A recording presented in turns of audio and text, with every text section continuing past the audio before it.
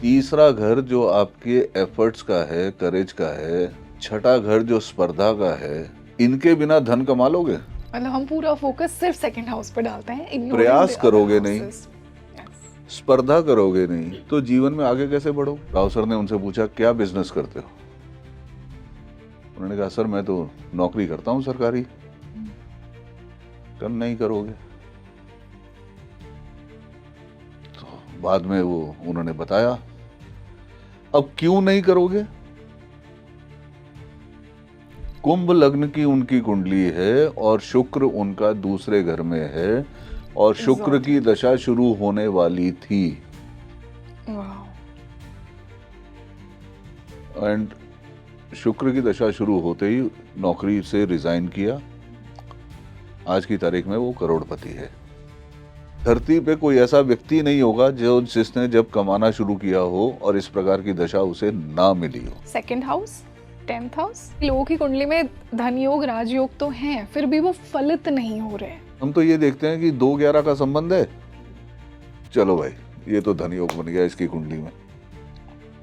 अब भाई वो 2 और 11 में जो संबंध है वो है किस प्रकार का? नवांशा का वेल्थ में क्या रोल है? और अगर एक व्यक्ति के जीवन में उसके पार्टनर के आने से वो धन आ रहा है, जन्म कुंडली के राजयोग और धन योग देख लीजिए और फिर उन्हें नवांश में देखिए। यदि वो संख्या नवांश में जाके बढ़ जा रही है तो ये बहुत अच्छा है।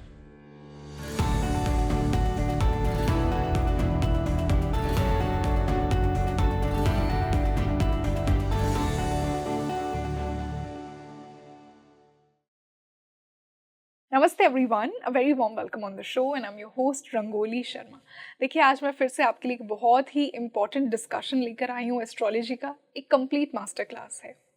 आज हम समझेंगे कि वेल्थ आप अपने चार्ट में कैसे देख सकते हैं, कितना धन आप अर्जित करने आए हैं इस जीवन में, कितना धन आप खुद के एफर्ट से कमाएंगे, कितना आपको परिवार से मिलेगा, कितना धन आपके पार्टनर के आने से आपकी लाइफ में आ सकता है, अगर आ सकता है। कौन से राजयोग हैं जो कि धन को एक्टिवेट करते हैं? सिर्फ राजयोग नहीं, सिर्फ हाउसेस नहीं, सिर्फ प्लैनेट्स नहीं। आज के मेरे गेस्ट ने मुझे कहा है दशाओं का सबसे बड़ा रोल है। जब तक वो समय ही नहीं आएगा, जब तक आपकी दशा ही नहीं बदलेगी, तो कैसे वो प्लैनेट अपना प्रॉमिस पूरा करेगा? आज मैंने जाना है कि वेल्थ को एक्चुअली समझने के लिए आपको क्या कुछ देखना पड़ता है, डिविजनल चार्ट्स का क्या रोल है, कौन सा डिविजनल चार्ट आपको कैसे डिकोड करना है। आज मैंने ये सारी बातें की हैं। सो आई एम श्योर अगर आपको समझना है कि आप कितना वेल्थ अर्न करने आए हैं, अक्यूमुलेट करने आए हैं इस लाइफ में, तो आज के इस पॉडकास्ट में हमने बात की है। And you know what makes this podcast even more special? It's not just a podcast, it's a complete master class, एक कंप्लीट नेचुरल कॉन्वर्सेशन है जो कि आप सभी को फील होगी एनर्जी। बिकॉज आज मेरे साथ एक एस्ट्रोलॉजी के टीचर ही जुड़े हैं जिनको आप बहुत ज़्यादा पसंद करते हैं, और जो हमने पुराने पॉडकास्ट किए थे वो भी आपको बहुत अच्छे लगे। आपने बहुत सारे कमेंट्स में उन्हें इतना प्यार दिया और आपने फिर से कहा कि उन्हें फिर से बुलाइए। तो एक बार मैं फिर से आज उनके साथ हूँ और एक मास्टर क्लास आप सभी के लिए वेल्थ के ऊपर। Let's welcome renowned astrologer Manoj Pathak ji on Speaking Tree. Sir, a very warm welcome on the show. Thank you, thank you. आपका धन्यवाद। आपने दोबारा बुलाना ठीक समझा, आपने बुलाया। चलिए बताएं, आज क्या करना चाहते हैं? सर, क्यों नहीं बुलाएंगे, क्योंकि जो हमारा प्रीवियस पॉडकास्ट था वो इतना पसंद आया, स्पेशली जो जेन्युइन एस्ट्रोलॉजी सीकर्स हैं, और उसमें जो आपने इंसाइट्स शेयर किए, so it made me happy as well कि मैं आपसे फिर से एक बार बैठ के ऐसा एक और डिस्कशन करूं। सर, आज के इस डिस्कशन में मैं आपसे वेल्थ योग की बात करना चाहूँगी।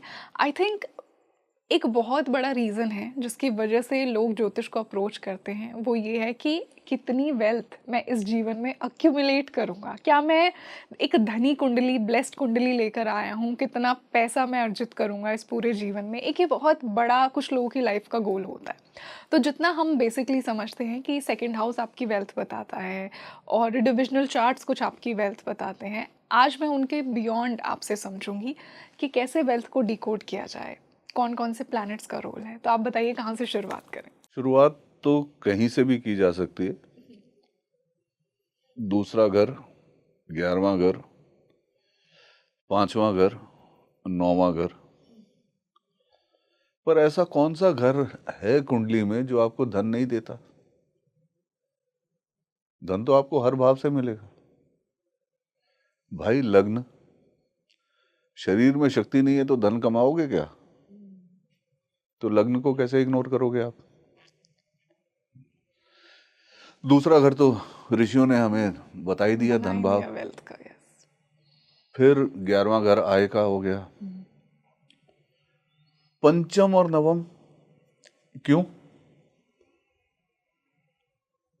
पूर्व जन्म का भाव है पंचम ना, तो आप प्रारब्ध में क्या लेकर आए हो वो तो पंचम ही बता रहा है। और नवम, विष्णु स्थान दोनों को बोला, पंचम नवम को, और इनको केंद्र के साथ मिला दिया तो राजयोग भी बन गया। 2, 11, 5, 9 इनके जो कॉम्बिनेशंस हैं मल्टीपल, है ना, वो आपको धन देने वाले योग बन गए। चंद्रमंगल एक योग हो गया, वो भी धन देने वाला योग हो गया। महाभाग्य योग हो गया।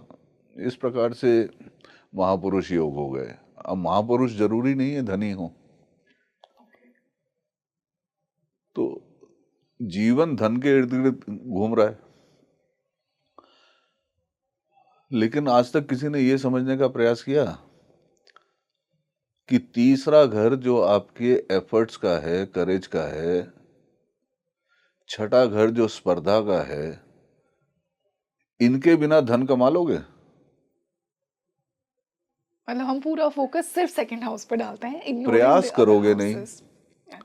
स्पर्धा करोगे नहीं, तो जीवन में आगे कैसे बढ़ोगे? लेकिन इनको हमारे ऋषियों ने अच्छा भाव नहीं कहा। Right. अब क्यों नहीं कहा, ये भी सोचना पड़ेगा ना।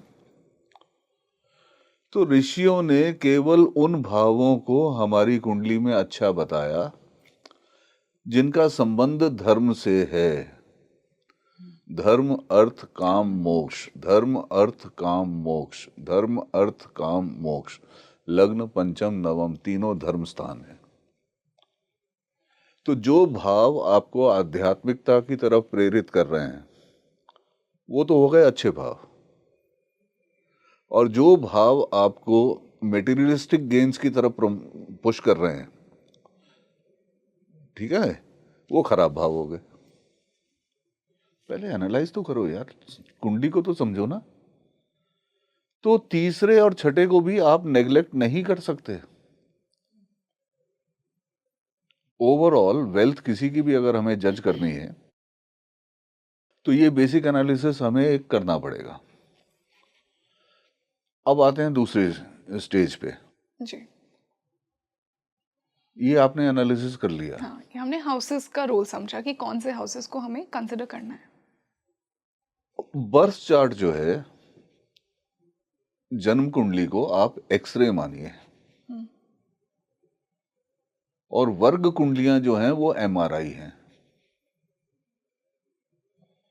तो यहां इसके लिए, धन के लिए खास तौर से होरा कुंडली दे दी गई, जिसे D2 भी कहते हैं।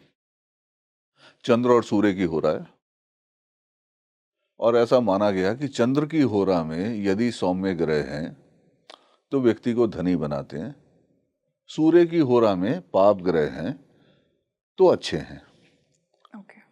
अब इसको भी समझना पड़ता है। हाँ, कि एग्जैक्टली है क्या, ये कैसे डिकोड किया जाए। वो पाप ग्रह का मतलब आपका धन नाश नहीं हो रहा। वहां लाइफ में आपको जूझ के आगे बढ़ना पड़ता है।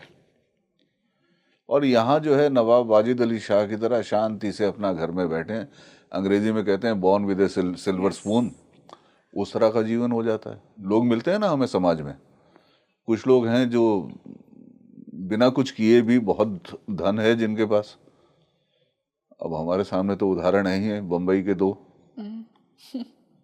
लेकिन कुछ लोग ऐसे हैं जो अपनी मेहनत से, हिम्मत से आगे बढ़ते हैं, वो पाप ग्रह करवाते हैं। नॉर्मली तो हम उनको नेगेटिव वैल्यू में ही देखते हैं।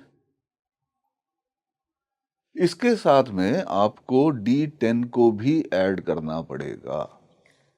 D10 का भी बहुत बड़ा रोल है यहाँ पे। बहुत। व्यवसाय और कर्म कौन बता रहा है? ईमानदारी की बात तो ये है कि 10वां घर व्यवसाय नहीं बताता, 10वां घर कर्म का भाव है। जी। व्यवसाय का भाव नहीं है। हाँ, और हम उसी को हमने प्रोफेशन उसको बना व्यवसाय के साथ जरूर लिंक किया हुआ है, यस। लेकिन कर्म में और व्यवसाय में जमीन आसमान का अंतर है। अब यहाँ एक छोटा सा उदाहरण दे देता हूं आपको। बृहस्पति का संबंध दशम भाव से अगर आपके बना हुआ है कुंडली में, तो जीवन में कभी ना कभी आप शिक्षण से संबंधित कार्य जरूर करोगे। ओके। ब्राह्मण है ना बृहस्पति, ब्राह्मण का कर्म क्या है? ज्ञान देना। अब इससे जुड़ी हुई एक और चीज है कर्म।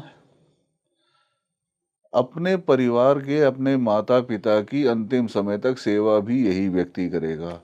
उसका जुपिटर का 10th हाउस से कनेक्शन बन रहा है। गलत काम करेगा नहीं अव्वल, और यदि करेगा तो भी लौट के वापस सीधे रास्ते पे आ जाएगा। Divine grace. कठोर आदर्शवादी है बृहस्पति। ठीक। अब यहां इस स्टेज को एनालाइज करने के बाद, जब आपने ये दोनों D10, D2, D1 तीनों को आपने अब इनको कोरिलेट करना पड़ता है। ओके। एक मेरे मित्र हैं, गुरुजी से मिलने गए। उस समय सरकार में असिस्टेंट की नौकरी किया करते थे। तो राव सर ने उनसे पूछा क्या बिजनेस करते हो? उन्होंने कहा सर मैं तो नौकरी करता हूं सरकारी। कर नहीं करोगे? तो बाद में वो उन्होंने बताया। अब क्यों नहीं करोगे? कुंभ लग्न की उनकी कुंडली है और शुक्र उनका दूसरे घर में है, और शुक्र की दशा शुरू होने वाली थी। एंड शुक्र की दशा शुरू होते ही नौकरी से रिजाइन किया। आज की तारीख में वो करोड़पति है। तो महत्वपूर्ण क्या हुआ? वो कुंडली के पड़े हुए योग या जीवन में चलने वाली दशाएं? इन दिस केस एब्सोल्युटली दशा, क्योंकि दशा वो प्लैनेट का प्रॉमिस है ना कि इस समय में आके मैं आपको ये दूंगा। दशा ही तो डिसाइड करती है। बिल्कुल सर। अब वो तुमने भी सुना होगा चुटकुला, एक बच्चा पैदा हुआ, माता पिता पंडित जी के पास गए, तो उन्होंने कहा कि भाई इसका कैसा जीवन होगा? तो पंडित जी ने कहा भाई इसका तो भविष्य बड़ा उज्जवल है, और इसके तो आगे पीछे गाड़ियां घूमेंगी। तो बाद में वो ट्रैफिक कांस्टेबल बन गया। गाड़ियां तो घूम ही रही है ना उसके आगे पीछे। तो यहाँ पे देश काल पात्र, किस परिवार में आपका जन्म हो रहा है, किन परिस्थितियों में आपका जन्म हो रहा है, आपके कुंडली के प्रबल योग क्या हैं। जैसे मैंने कहा ना तुमसे कि पंचम भाव जो है प्रारब्ध है जी। पूर्व जन्म के कर्म है ना। तो किस प्रकार का प्रारब्ध लेकर आप जीवन में आए हो? वो प्रारब्ध यदि आपका अच्छा है तभी तो धन कमाओगे। बिल्कुल। तो पंचम और नवम को, नवम जो है गुरु का भाव है, धर्म का भाव है, और वर्तमान जन्म के आपके कर्म भी हैं। इसलिए ये दो भाव और विष्णु और लक्ष्मी स्थान होने के कारण भी ये भाव हमारे लिए इंपॉर्टेंट हो जाते हैं। लेकिन अगर इसको थोड़ा और गहराई में जाके देखें तो ये आपको उस तरह के कर्म करने के लिए प्रेरित करेंगे जहां से आप धन कमा सकें।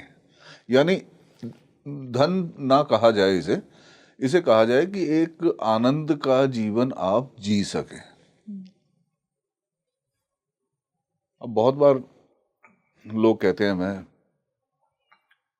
चलो तुम अपनी कुंडली पे ही चेक कर लेना इसको।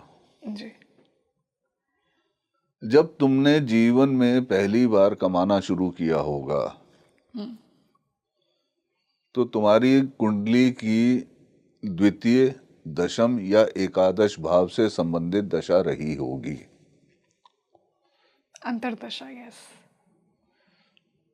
अंतरदशा नहीं, महादशा का भी संबंध आएगा। वर्गों में जाके देख लेना। ओके। धरती पे कोई ऐसा व्यक्ति नहीं होगा जो जिसने जब कमाना शुरू किया हो और इस प्रकार की दशा उसे ना मिली हो। If I repeat, second house, 10th house, 11th house, 11th house. इनसे रिलेटेड दशा जब आएगी आपकी लाइफ में तो you will start earning. Okay, thumb rule है ये। अरे थंब क्या, मतलब थंब कह लो या, क्योंकि हमें तो हमारे गुरु ने एक ही बात समझाई थी कि उस प्रिंसिपल का कोई फायदा नहीं जो 90% एंड अबव हॉरोस्कोप्स में एप्लीकेबल ना हो।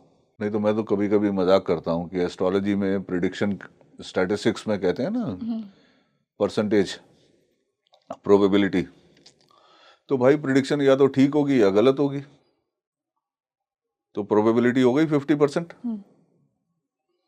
तो 10 में से 5 बातें तो ज्योतिष ना जानने वाले की भी ठीक हो जाएंगी। मजा तो तब है ना जब 9 से ऊपर जाएं हम। सर, यहाँ से एक बहुत ही इम्पोर्टेंट सवाल ये भी आता है जब हम वेल्थ की बात करते हैं कि मैं इस जीवन में एक नौकरी करने आया हूँ या मैं खुद का व्यवसाय करने आया हूँ। जैसे आपने वो एग्जाम्पल मुझे बताया था जिसका वीनस सेकंड हाउस में था, एग्जॉल्टेड, और उसने कहा कि मैं तो एक जॉब में हूँ, और सर ने उन्हें कहा कि आप अपना बिजनेस कब चालू करेंगे। तो हमें पता नहीं होता कि दशाएं क्या करने वाली हैं, तो ये कैसे डिकोड किया जाए कि मैं क्या करने आया हूँ? देखो, किताबों में इसके तमाम प्रकार के मेथड लोगों ने दिए हुए हैं। ब्राइट हाफ, डार्क हाफ में प्लैनेट्स का कंसंट्रेशन, ये सब चीजें लोगों ने दी हुई है। प्रैक्टिकली जो मैंने ऑब्जर्व किया है वो उनकी एप्लीकेबिलिटी बहुत कम है, वो जो नियम किताबों में दिए हुए हैं। व्यवसाय का अर्थ क्या है? व्यवसाय क्यों किया जाता है? धन कमाने के लिए। हाँ, मतलब मेजर रीजन तो यही है। जिस ऑब्जेक्टिव से आप बिल्कुल, हाँ। देख रहे हो तो आप पैसा कमाने के लिए देख रहे हो ना। अब एक आदमी की दशाएं नहीं चल रही धन कमाने वाली और मैं उसे कहूं तू बिजनेस में चला जा, तो ये तो मेरी मूर्खता होगी ना। एग्जाम्पल तुम्हें अभी दिया मैंने कुंभ लगन की कुंडली का, ऐसे तमाम एग्जाम्पल हैं, नाम नहीं लूंगा। कन्या लगन की कुंडली है, सेकंड लॉर्ड कौन हो गया? शुक्र। शुक्र। शुक्र की दशा आई, शुक्र इनका अष्टम भाव में है, अपने घर को देखता है, हाँ, सेवेंथ एस्पेक्ट। तुम देखेगा ना। जी। कन्या लग्न है तो नवमेश भी है, ठीक है। और जैसे ही जीवन में शुक्र की दशा शुरू हुई, इस व्यक्ति ने इतना पैसा कमाया, इतना पैसा कमाया कि आप सोच भी नहीं सकते। दुनिया की ऐसी कोई गाड़ी नहीं थी जो इनके पास ना हो, और इनकी कुंडली को देखेंगे तो इनकी कुंडली में कोई धन योग नहीं मिलेगा आपको। बता दूंगा किसकी कुंडली है, लेकिन ऑन रिकॉर्ड नहीं बताऊंगा। क्या इनके 8th हाउस में बहुत सारे प्लैनेट्स थे? ओके। अब यहां पर एक योग है कि अष्टम में शुक्र यदि केतु के नक्षत्र में हो ओके। तो व्यक्ति को राजमान्य बनाता है। 8th हाउस का वीनस अगर केतु के नक्षत्र में हो। ओके। और फिर 19 साल की उम्र आते आते इनको शुक्र की दशा मिल गई। What a blessing. अब ये मैं क्यों आपसे बताने की प्रयास कर रहा हूं, उम्र के ब्रॉडली अगर देखें तो 3 पड़ाव हम मान सकते हैं। एक करीब 20 साल तक, एक 20 से 50 का सेगमेंट आप मान लो, एक 50 ऑनवर्ड्स आप मान लो। भाई 20, 22, 24, 25 तक का जो पीरियड है वो तो आजकल पढ़ाई में निकल जाता है। पढ़ाई पूरी करोगे तो कमाना शुरू करोगे। अब ये जो स्टेज है लाइफ की, ये अगर आपको प्रॉपर दशाएं इस स्टेज में मिल जाएं तो आपने वो 50 ऑनवर्ड्स के लिए बफर क्रिएट कर लिया यहाँ। बिल्कुल, accumulate कर लिया enough हाँ, for the coming time। संचित धन हो गया आपके पास। लेकिन अगर इस समय में आपको दशाओं का सहयोग नहीं मिला तो आप कितना भी प्रयास करें धन नहीं कमा पाएंगे ना। बिल्कुल सर, बहुत बड़ी ब्लेसिंग है कि अगर ऐसे फॉर्मेटिव ईयर्स में इतनी सपोर्टिंग दशाएं आ जाए ना, तो जो आपने डिजायर किया है आप बना सकते हैं खुद के लिए। इच्छाओं की पूर्ति हो जाती है। बिल्कुल सर। अब देखो, चलो मैं तुमसे शेयर कर लेता हूँ, वैसे अभी तक मैंने इसको अपनी रिसर्च क्लास में ही शेयर किया। यदि आपकी कुंडली में आपके बृहस्पति का संबंध दूसरे भाव से या 11वें भाव से बन रहा हो, 2nd and 11th, आप भी चेक कीजिए अपनी कुंडली, इनमें से किसी का भी, तो आप एक प्रॉपर इंस्टीट्यूट में जॉब करेंगे। ओके। मतलब अगर मोटी भाषा में कहूँ तो सरकारी नौकरी होगी, बैंक की नौकरी होगी, इंश्योरेंस की नौकरी होगी, उस तरह की जॉब में आप करेंगे। मतलब फ्रीलांसर नहीं बनेंगे। नहीं, फ्रीलांसिंग नहीं, क्योंकि यहाँ धन का स्तोत्र क्या है, स्रोत्र जो है वो आदर्श से जुड़ा हुआ है। Idealistic approach. आइडियलिस्टिक, तो आपने वो आइडियलिस्टिक काइंड ऑफ इंस्टीट्यूट में ही आपको काम मिलेगा। तो आपका पैसा किस मार्ग से आ रहा है, वो मार्ग निर्धारित कौन कर रहा है? 10th हाउस, जो कि 2nd और 11th से कनेक्शन उनको देखना चाहिए ना। लेकिन जब हम धन का पैरामीटर लगा के किसी कुंडली को चेक करने की कोशिश करते हैं, तब इन चीजों को हम नहीं देखते। हम वही धन योगों में, राजयोगों में, उन्हीं में उलझ के रह जाते हैं। और सामने वाले को हम कहते रहेंगे कि भाई तेरी कुंडली में बहुत बढ़िया राजयोग हैं, बहुत बढ़िया धन योग हैं, और वो कहता है महाराज देने के लिए मेरे पास आपको 21 रुपए भी नहीं है। बिल्कुल, बहुत कुछ आप करने तो क्या लाभ है उसका?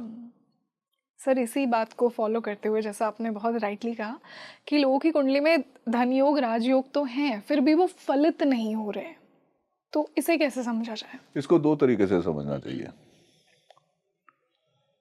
पहला तरीका तो ये है कि कोई भी योग है कुंडली में, किसी भी प्रकार का योग है, पहले तो उस योग की ताकत को हमें जांचना चाहिए। सारावली करके एक पुस्तक है, उसमें और भी एक दो पुस्तकों में है योग भंग, जैसे नीच भंग होता है, उस पे बाद में चर्चा करेंगे, वैसा अभी ही उसको योग बीच में भंग। मत लाओ। तो योग भंग का क्या अर्थ है? कि योग अच्छा तो मिला था लेकिन वो किसी प्रकार भंग हो गया। पहली बात तो हमें यह समझनी है कि योग का मतलब है दो लोगों का मिलन। वो दो ग्रह हो गए। अब उन ग्रहों में, या मान लीजिए इसको हम दो व्यक्ति कह देते हैं, चलिए ग्रह नहीं कहते। अब एक कोई भारी टेबल उठाना है और दो लोगों को मिलके वो काम करना है, दोनों बलवान हैं, तब टेबल सरलता से उठ जाएगा। Very easily. अगर उनमें से कोई एक भी निर्बल है तो टेबल नहीं उठ पाएगा। तो पहली चीज तो ये कि योग बनाने वाले दोनों ग्रह हमारे बलवान हों कुंडली में। फिर इससे जुड़ी हुई एक और बात,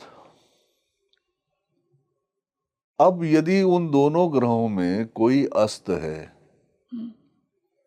कोई नीच का है, कोई वक्री है, कोई शत्रु राशि में है, पाप ग्रहों से दृष्ट है, तो ये तो योग भंग हो गया। इनको तो हम एनालाइज करते नहीं। राइट, बस देख के गज केसरी है, अच्छा है। अब गज केसरी तुमने बोल दिया, चलो मैं तुम्हें गज केसरी का ही उदाहरण देता हूँ, जल्दी समझ में आएगी बात। गज केसरी है, मेष लगन की कुंडली है, मान लो काल पुरुष की कुंडली में। एक कुंडली में बृहस्पति और सूर्य चंद्रमा जो है वो चौथे घर में है। हाँ, तो जुपिटर उच्च का हो गया और मून भी अपनी राशि में कंफर्टेबल हो गया। अब इसको मकर में ले जाओ। ओके, 10th में लेके जाए। हाँ, तो जुपिटर नीच का हो गया, चंद्रमा अनकंफर्टेबल है। वही मेष लग्न है। हाँ, लेकिन उसी में उस योग की स्थिति बदल जाने से कितना अंतर आ गया। राइट। अब यहाँ पर चंद्रमा जो है वो केंद्रेश है, केंद्र का स्वामी है, बृहस्पति नौमेश है, तो कितना बढ़िया राजयोग भी बन गया गज केसरी के साथ चौथे घर में। बिल्कुल सर। लेकिन जब इसी को वृषभ लग्न के लिए देखोगी तो चंद्रमा तृतीयेश हो गया, बृहस्पति अष्टमेश और एकादशेश हो गया, अब क्या इस योग की गुणवत्ता मेष के बराबर रही? बिल्कुल भी नहीं। तो पहले तो यार हम योगों को ही प्रॉपरली एनालाइज करना समझ लें, कि किस राशि में है, कौन सी दृष्टि कहाँ है। हैं, कैसे बन रहे हैं, किस भाव में बन रहे हैं, किन से प्रभावित हैं, वो तो हमें एनालाइज करना चाहिए ना। लेकिन हम तो ये देखते हैं कि 2-11 का संबंध है, चलो भाई ये तो धन योग बन गया इसकी कुंडली में। अब भाई वो 2 और 11 में जो संबंध है वो है किस प्रकार का? फिर यहां पर एक प्रश्न और आ जाएगा, क्या वो आदर्श के माध्यम से हमें धन दे रहा है या किसी और रास्ते से धन दे रहा है? बिल्कुल। चमत्कार चिंतामणि करके एक पुस्तक आती है, यस, आई हैव हर्ड। अगर तुम्हारे पास है तो पढ़ना उसे। उसमें लिखा है कि मंगल यदि एकादश भाव में हो मार्स इन 11th हाउस। तो व्यक्ति कितनी भी रिश्वत ले कभी पकड़ा नहीं जाएगा। ओके। और एक उन्होंने पर्टिकुलर व्यवसाय का नाम लिखा है जो मैं नहीं लूंगा। इन लोगों की कुंडली में ये उत्तम योग है। तो अब यहां पर देखिए, यानी आय का स्रोत जो है वो भी आदर्श का भी हो सकता है, आदर्श से हटके भी हो सकता है। राइट। तो जब वहां पर मंगल 11वें घर में या Mars in the 11th house वो इंडिकेट कर रहे हैं, तो ही इज ऑल्सो इंडिकेटिंग कि भाई कोई और तरीके से भी पैसा कमाया जा सकता है। वो अधिकतर जब अष्टम का संबंध बन जाता है एकादश से, 11th से तो मल्टीपल सोर्सेज ऑफ आप इनकम। उसको मल्टीपल सोर्स भी कह सकते हो, ओके। आप उसको more than one source of earning कह सकते हो, अनएथिकल अर्निंग भी आ जाएगी। अगर 8th हाउस का कनेक्शन 11th हाउस से बन रहा है। हाँ, अब वो ग्रहों को थोड़ा सा समझना पड़ेगा, तो वो बताएंगे आपको कि किस मार्ग से आपका धन आ रहा है और किस मार्ग में आपका धन जा रहा है, वो भी पता चलेगा 12वें घर से। ओके। लेकिन इतना तो मान के चलिए कि यदि कुंडली में राजयोग और धन योग बहुत प्रबल नहीं भी हैं, ठीक ठाक भी हैं, तो आपका जीवन शांति से गुजर जाएगा। किसी के आगे आपको हाथ फैलाना नहीं पड़ेगा। लेकिन हम लोग चीजों को ना बहुत नैरो एंगल से देखते हैं। बहुत सुपरफिशियली। अब चलो, दूसरा धन का भाव है, दूसरे का संबंध लग्न से बन गया या दूसरे भाव में आपके शुभ ग्रह हैं, तो आप ऐसे परिवार में जन्म लेंगे जो परिवार आर्थिक रूप से मजबूत होगा, कमजोर नहीं होगा। अगर सेकंड का connection first house, second house का कनेक्शन अगर बेनिफिक प्लैनेट्स के साथ रिलेट करता है सेकंड हाउस, तो you will be born into एक संस्कारी परिवार में आपका जन्म होगा और एक अच्छे परिवार में जन्म होगा, आर्थिक रूप से भी वो। और आप अपने लग्न से जब इसका संबंध बनेगा तो आप अपने प्रयासों से, अपनी मेहनत से धन अर्जित करोगे। तीसरा घर भाई बहनों का है, जी। द्वितीयेश का संबंध तृतीय भाव से बन गया, तो धन का मार्ग क्या हो गया? कि आप भाई बहन के साथ कोई पार्टनरशिप करेंगे। भाई बहन के साथ पार्टनरशिप नहीं, फिर सेल्फ मेड पर्सनालिटी आप एक तरह से देख रहे हो। अपने प्रयासों से आप, हाँ, पराक्रम का भाव भी है, पराक्रम yes, का भाव है yes, ना। makes sense। भाई बहनों की सहायता जरूर कर सकते हो अच्छा। या वो आपकी मदद कर सकते हैं, क्योंकि तीसरे भाव में वो भी है। फिर तीसरा भाव संवाद का भी है, तो आप क्या वाणी के माध्यम से धन कमा रहे हो? वाणी के माध्यम से। अब क्या मैं अपने आप को सीमित कर लूं सिर्फ राजयोगों और धन योगों में? समझ पाऊंगा मैं? मोटा सा उदाहरण एक और दे देता हूं। इसी दूसरे भाव का संबंध छठे भाव से बन गया, ओके। धन का संबंध ऋण से बन गया,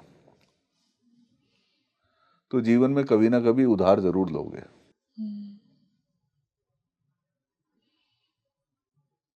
अब वो, अब जैसे सरकारी नौकरी में हो तो जीपीएफ से निकाल लोगे, है ना, घर खरीदना है तो बैंक से लोन ले लोगे, शुभ ग्रह है तो लोन चुक जाएगा, पाप ग्रहों का संबंध आ गया तो उसको चुकाने में भी दिक्कत आएगी। तो हम ये नहीं कह सकते कि हमारे सिर्फ 2, 11 या 5, 9 भाव ही कुंडली के ऐसे हैं जो हमारे धन से संबंध रखते हैं। हमारी कुंडली का हर भाव धन से संबंध रखता है। Very important. अब सबसे खराब भाव बताओ, चलो कौन सा है? सर ऐसे तो कोई भी खराब नहीं है, बट 8th हाउस को सबसे खराब मानते हाँ, हैं? गड्ढा, रंध्र, हाँ। किस किस नाम से आपने संबोधित किया है? सर मुझे तो 8th हाउस बहुत पसंद है। अब ये तुम्हारी व्यक्तिगत राय हो सकती है, हाँ। लेकिन वो पंचम से चतुर्थ है, वो अष्टम भाव जिसे सबसे खराब भाव माना जाता है कुंडली का, वो खराब रहा। वो तो आपके पूर्व जन्म के कर्मों का फल देने का भाव है। तो यदि आपके पूर्व जन्म के कर्म अच्छे नहीं है तो आपको अष्टम से दुर्घटनाएं, आकस्मिक घटनाएं, इस तरह की चीजें आपको जीवन में मिलेंगी, रुकावटें मिलेंगी। लेकिन यदि वही आपके पूर्व जन्म के कर्म अच्छे हैं तो अष्टम भाव आपको क्यों तंग करेगा? बिल्कुल। अब जब यही संबंध बना लेता है लाभ के भाव से या धन के भाव से या जैसे भी है, तो यहां पर एक चीज और आ जाती है, बड़ी इंपॉर्टेंट है आज के जमाने में। वो है कि आपका कोई अतीत का मित्र, दोस्त, रिश्तेदार आपको नौकरी पाने में या व्यवसाय में मदद करता है। अष्टम का संबंध दशम या एकादश से बन जाए, ओके। ठीक है? जब 8th हाउस का कनेक्शन 10th और 11th से बन रहा है। सिंपल सी बात है, अष्टम रहस्य है ना, यस। तो नौकरी पाने में क्या रहस्य हो सकता है? भाई किसी की सिफारिश से नौकरी मिल रही है, यस। तो वो सिफारिश कौन करेगा? कोई आपका पुराना जाना टीममेट, है ना, कोई जानकार, कोई नाते रिश्तेदार, इत्यादि इत्यादि इत्यादि। बहुत चीजें हैं जिसमें इंटरेस्टिंग आ जाती हैं। दूसरा ही धन का भाव है, मान लीजिए इसका संबंध बन गया नवम से या दशम से, तो क्या आप अपने परिवार के जैसा कोई काम कर रहे हो? I don't think so. Second Lord का अगर 9th हाउस से रिलेशन आ जाता है तो आप जो फैमिली का बिजनेस है या फैमिली का व्यवसाय है उस तरह का कोई काम कर सकते हो। ओके। अब मैंने एक दिन क्लास में कहा तो एक लड़की बैठी थी, उसने, लेडी ने कहा कि नहीं सर मेरी कुंडली में तो नहीं है। मैंने कहा ठीक है, नहीं है। मैंने कहा अच्छा बताओ तुम्हारे फादर क्या करते थे? तो उसने कहा सर वो बैंक में और इसमें थे, अकाउंट्स से रिलेटेड कुछ काम था। ठीक है, तुम तो हाउस वाइफ हो। She was a house wife. अब ये बताओ कि फाइनेंशियल अंडरस्टैंडिंग तुम्हारी कितनी अच्छी है, लोग तुमसे इस मामले में सलाह लेते हैं या नहीं लेते हैं? तो उसने कहा सर कि मेरी सारी फैमिली की इन्वेस्टमेंट जो है वो मैं ही देखती। अब she is not into that kind of A job, लेकिन उसी तरह का कर्म वो कर रही है। तो ये जैसे मेरे फादर गवर्नमेंट सर्वेंट थे, I was a government servant, though we worked in different departments, ठीक है, लेकिन नौकरी तो सरकारी की या नौकरी की हम लोगों ने। ये जो है बड़ी कुछ चीजें इंटरेस्टिंग हो जाती हैं। सर इससे एक बहुत इंपॉर्टेंट सवाल मैं पूछना चाहूँगी। कुछ लोग they are not born with the silver spoon, इतनी प्रॉब्लमैटिक लाइफ की कंडीशंस में वो पैदा होंगे जब घर में कुछ होगा नहीं, फाइनेंशियली बहुत बुरी कंडीशन में पैदा होते हैं। विद टाइम ये लोग अपने लिए इतनी वेल्थ अक्यूमुलेट करते हैं, जो सेल्फ मेड पर्सनैलिटी, ये कैसे देखा जाता है कुंडली में? ये कौन से राजयोग होते हैं और ये कब फलित होंगे? देखो इनको योगों में मत बांधो। ऑब्वियसली उनकी कुंडली में वो ताकत है, वो शक्ति है कि वो आगे चल के धन कमाएंगे, तो चलो वो आपको एक योग वगैरह जो भी आप देख रहे हो उसके माध्यम से आपको पता चल जाएगा। फिर वहीं लौट के आना पड़ेगा। जब उनकी कुंडली में उस प्रकार की दशा आएगी जो उन्हें पुश करेगी, तो वो अचीव करेंगे। आजकल एक टर्म बहुत यूज होती है, मिड लाइफ क्राइसिस। बिल्कुल सर, एग्जिस्टेंशियल मिड लाइफ। है क्या ये? आप अच्छा कर रहे हैं, हाँ, आप बहुत अच्छा कर रहे हैं, कॉरपोरेट में या कहीं भी आप बहुत अच्छा पैसा कमा रहे हैं। अचानक से दशा का परिवर्तन होता है जीवन में और आपकी कंपनी आपको कहती है बाय बाय,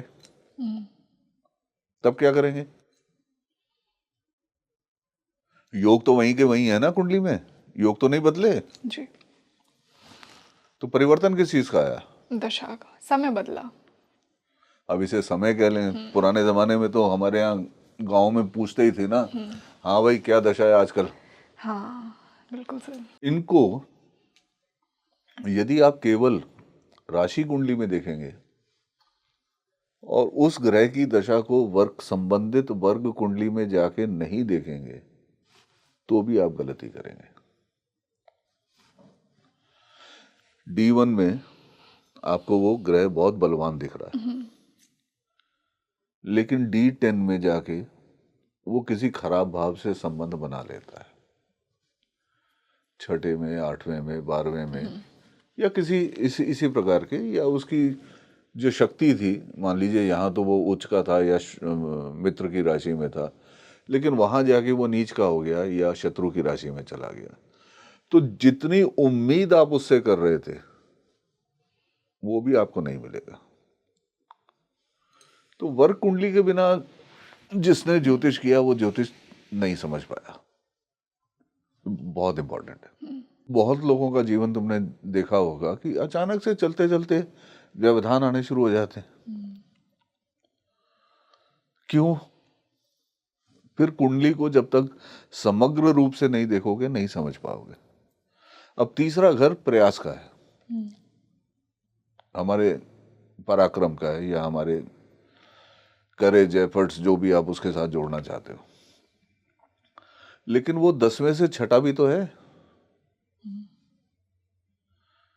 तो आपके चलते व्यवसाय में व्यवधान उत्पन्न करने वाला घर भी तो वही है। अब इसे मैं यदि नेगेटिव रूप में देखूं तो व्यवधान, रोड़ा अटकाना और वो रुकावटें और वो सब चीज़ें उस तरह से देखूंगा, लेकिन यदि मैं इसको पॉजिटिव एंगल से देखूं तो ये जब दशा चलेगी जीवन में, मेहनत तो पूरी कराएगी, आपसे बहुत ज्यादा कराएगी। 8 घंटे की बजाय आपको 12-14 घंटे काम करना पड़ेगा। टारगेट्स भी आपको बड़े टफ या स्टिफ मिलेंगे, लेकिन आप प्रोग्रेस भी तो कर रहे हो, मेहनत के साथ प्रोग्रेस कर रहे हो ना।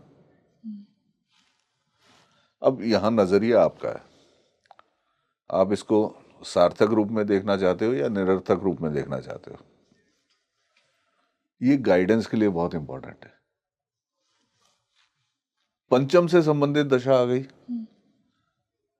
त्रिकोण का भाव है भाई, शुभ भाव है, सब लोग इसकी बहुत तारीफ करते हैं, लेकिन दशम से अष्टम है।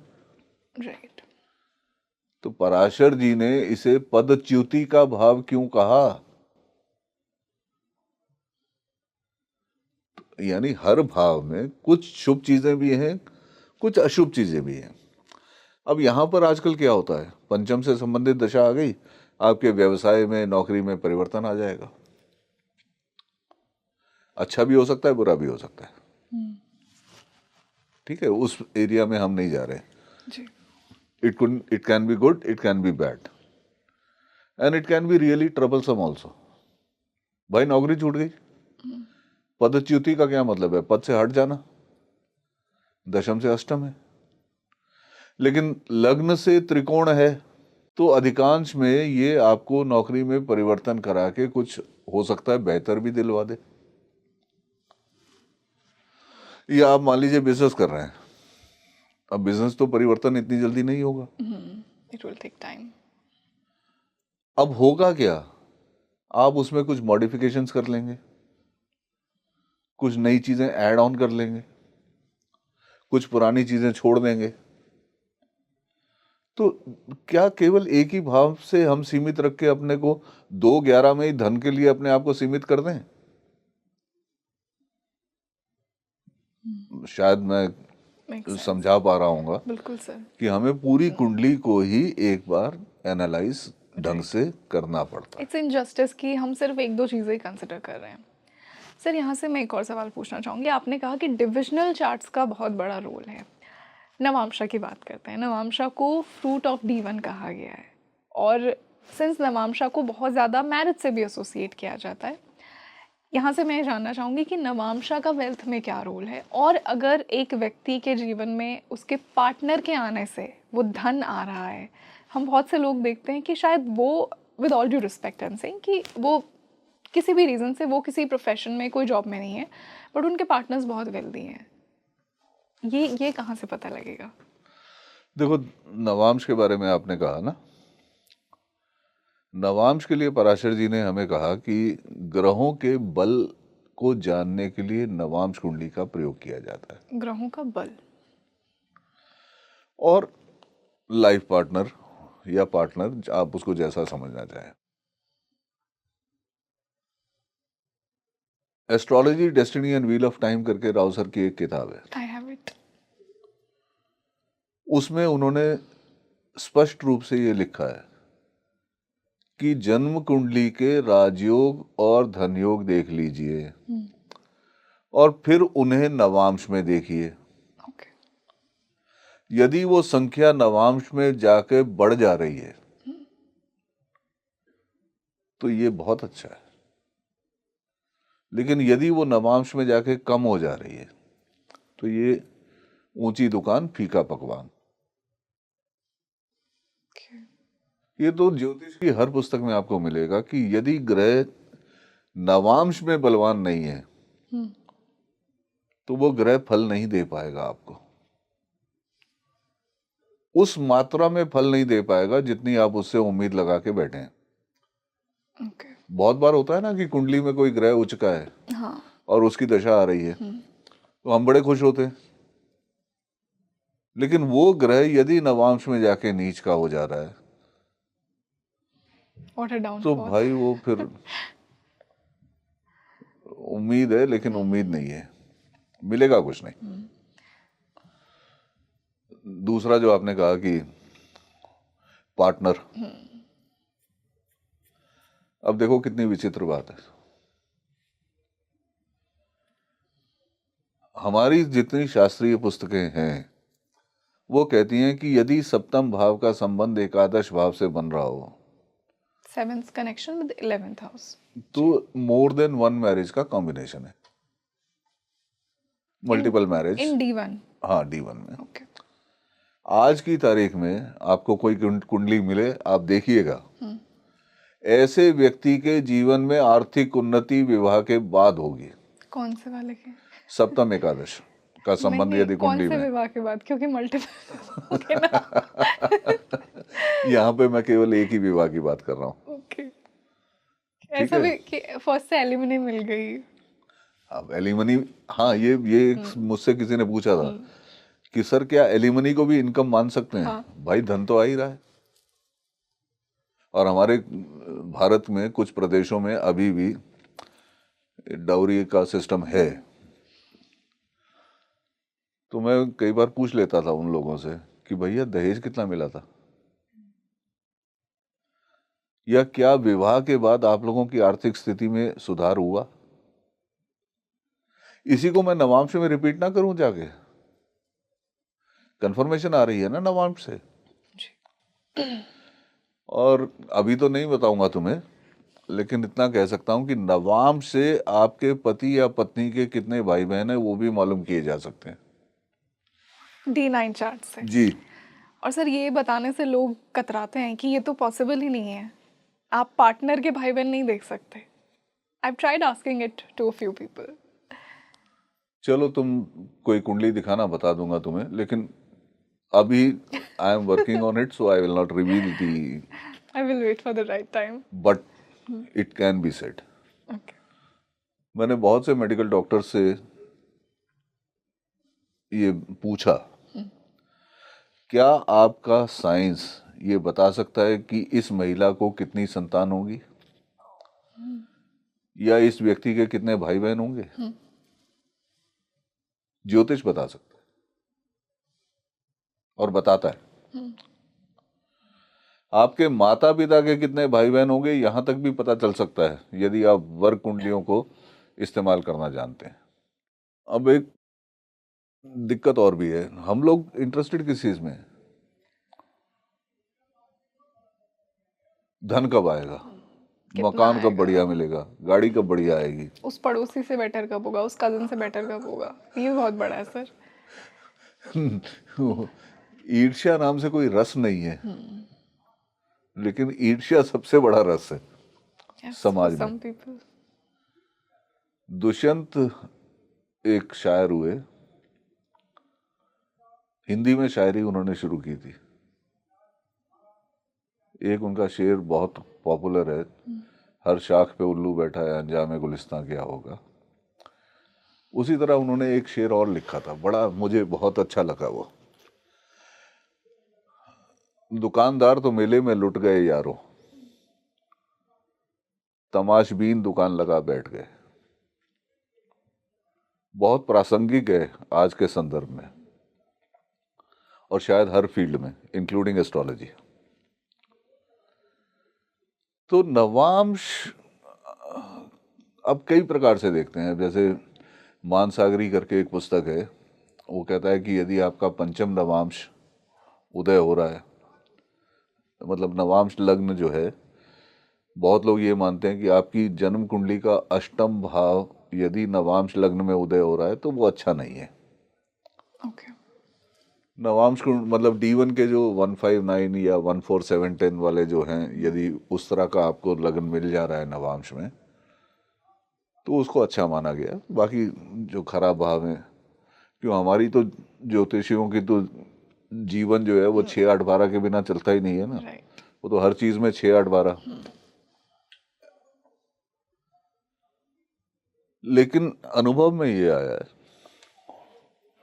कि नवांश को यदि आप एक इंडिपेंडेंट हॉरोस्कोप की तरह एग्जामिन करें, then you get the best results.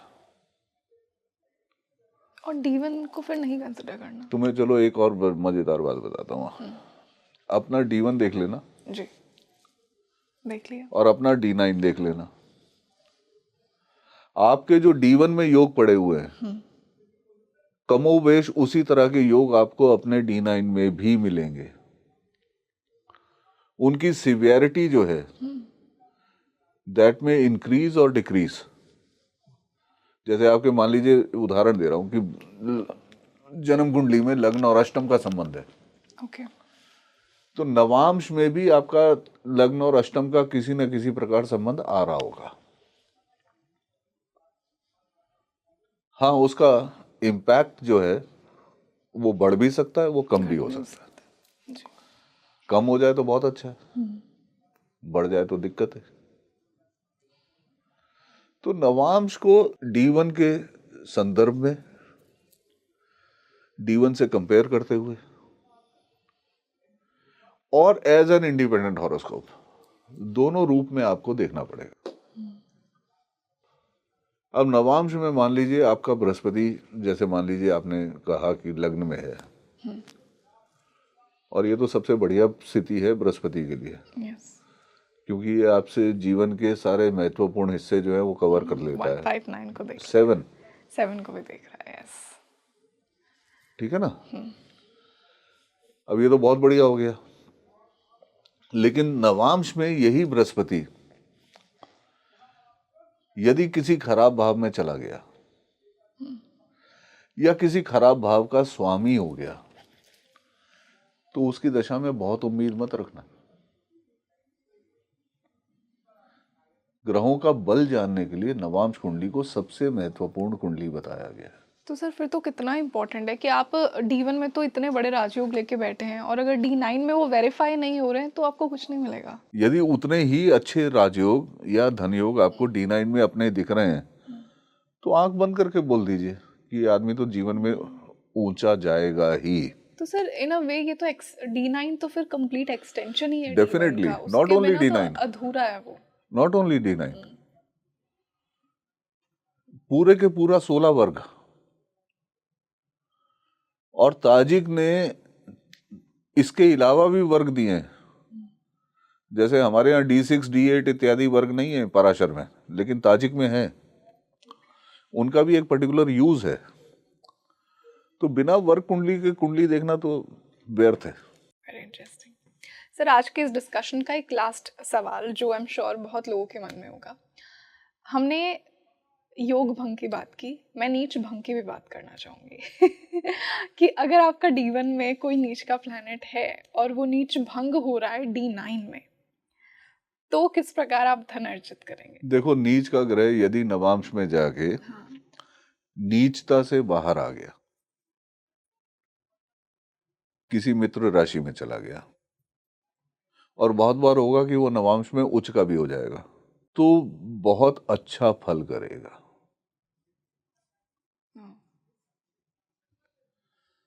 अब एक लेकिन बात हमेशा दिमाग में रखना, इस चीज को कभी भूलना नहीं, भंग करने की आवश्यकता क्यों पड़ी? शायद आपने कर्म से किया, अच्छे कर्म। क्योंकि वो ग्रह नीच है। यदि वो ग्रह नीच ना होता तो भंग करने की आवश्यकता पड़ती? तो कहीं ना कहीं उसमें वीकनेस है ना, उसी को कंपनसेट कर रहे हो ना आप। तो इसको ये मत उम्मीद करना कि ये आपको कोई बहुत बड़ा राजयोग दे रहा है कि वो ऑलरेडी वीक था और उसको सुधारा ही है लाइफ भाई। ने आपके जीवन लिए। में संघर्ष के बाद उठोगे।